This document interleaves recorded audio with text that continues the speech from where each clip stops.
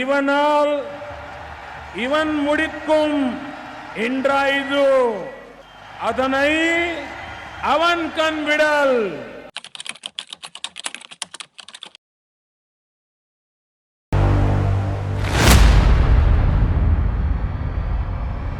மனதின் குரல் முடித்திருத்தும் பொன் மாரியப்பன் மற்றும் திரு கேசி மோகன். மனதின் குரலின் இந்த அத்தியாயத்தில் தூத்துக்குடியை சேர்ந்த திரு பொன் மாரியப்பன் என்ற சிகை அலங்கார நிபுணரின் முயற்சியை பாரத பிரதமர் நரேந்திர மோடி பாராட்டினார். திரு பொன் மாரியப்பன் தனது வரவேற்பறையின் ஒரு பகுதியை நூலகமாக மாற்றுவதன் மூலம் மக்களின் வாசிப்பு பழக்கத்தை ஊக்குவிக்க முயல்கிறார் என்று அவருடைய பெருமையை எடுத்து கூறினார்.